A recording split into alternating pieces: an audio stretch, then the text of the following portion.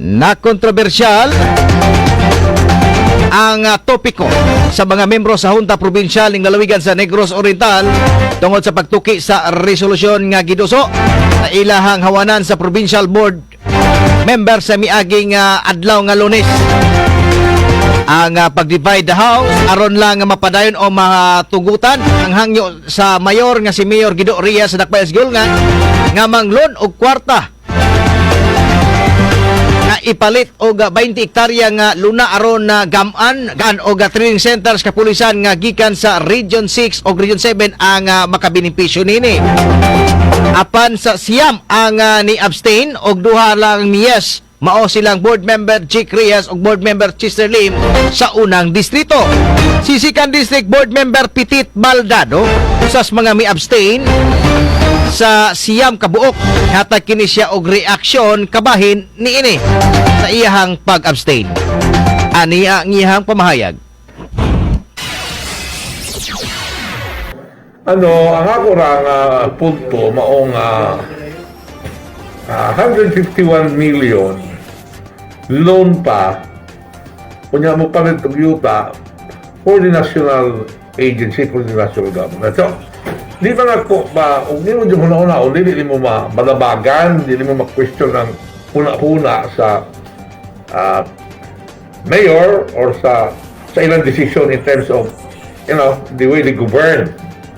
Pero ako is more on the legality, but I was deciding on the basis of is it proper.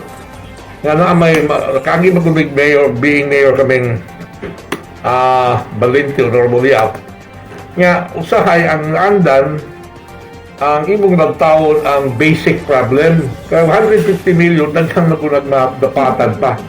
Sa akong nauna, na-deprive ang tao sa services of the 150 million nga ipalitra og 20 hektaryas nga yuta na mahimo man po ng sa business mas insect dead investment or sa dili non-performing asset naman siguro yung kagamitan pero dili bang yun pressing problem ang masulbar sa tao. Like for example, naano ba'y tubig ang kalighanan, naano ba'y hospital sila nga ang health services naano ba'y other programs nga basic yun ang sulbaron. Muna ko ako ang i-question na ang propriety. Is it proper? Is it beneficial sa tao yun? Nga beneficial nga klaro kay beneficial mo po na gamiton sa laing agency tingalit pero will it directly solve the basic and the fundamental problem of the tao? So mo ako arapon nga habig nga ni abstain ko kay lisod na po mo yung kando because you are supplanting sa imuhang decision sa guni ang panglunsod sa gihungan. So kadaghanan ang halos tanan ni butar abstention yun out of respect tingali or diplomacy nga dili uyon sa maong ordinance sa maong aksyon mo itong ni-abstain. Mabutoy ako ang rason. Ni-abstain ko. Kini ang Atraka Balita 943. Si board member Petit Baldado sa segundo distrito ning lalawigan sa Negros Oriental. Samtang giklaro usab ni Mayor Guido Reyes sa Dakbayan Sigulngan nga natingala siya nganong kadaghang pangutana o usas mga pangutana kung aduna bay budget ang pagatukuron o gamon nga training center. Matod pa ni Mayor Reyes sa iyang katuyuan, ihangyo ang Philippine National Police nga mangayo og luna sa ilahang syudad aron tukuran og training center nga 20 hektarya. Dugang pa niya nga ang PNP sa isay pa niya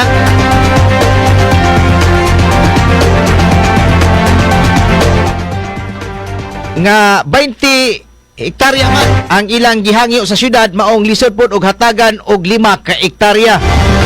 Tigod man sa gipamulong ni board member Petit Baldado. Ani ang tubag ni Mayor Guido Reyes. Tana sila, nabako ni budget. No, pariyara ba nagmudunit ka og yuta kay para tukuran eskwelahan. Mudunit ka yuta kay tukuran og liquor center. mudunit kag yuta kay Tukurag Health Center. Ang kaning dahil po, ilad yung gi-question, dili dagway sila ganahan og pulis. Nadunita niya ako ng pulis.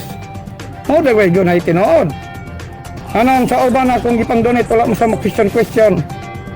Kanang nanghatag kog balay, nanghatag kog yuta. Anong wala man sila mag-question na to. Nagkaroon, kaning pulis mo akong dunitan, niingon si Pitit Baldado, kanang board member, second district na siya, third district. Yan sulte na nanong 20 hectares yun, nanong dili 5 hectares. Oh. Yan, og kinahanglan sa pulis, for die po is 20 hectares, mahatag ko 5 hectares. Sa to pa, ilang gihangyo, 20 hectares, sa to pa 20 hectares ang ilang gikumulan. Na, sa panahon na di maganit dunit, Yusopak. Nagpisto na po sila, nanong Yusopak, primero donation, nanong kaman Yusopak na po. Ako silang ginan Yusopak na 25 years. Ang ila ko no, basig wala ko no budget ang pulis. Sa to pa, once sumudunit ka, nana mo'y gisabutan sa PNP na nangayo ko sila yuta na tukuran. Sa to pa, sila na dyan ay budget ko niya. Pabita kong gisubmit na mo ito pang May. Siguro wala nila i-entertain. Nagkaroon sa man, May, June, July, August na guron. Agosto. Nagkaroon sa hidugayon ba? Karoon na po nila i-entertain. Patulo na ko balik-balik. Hindi ko silang giinang urgent ni. Pero, marag, ambot lang. O, kamo nalay, analyze. O, pangayok mag-record. O, giunsa nila, gidugay-dugay ba ni? O, interesado ba sila mutabang sa gilngan? Madayon anday po. Dapat, o public official ka, o na may mga correction, or dapat mutabang ka sa unsay maayong buhaton. Dili kay mura magilangay-langay. Kini ang Atraka Balita 943.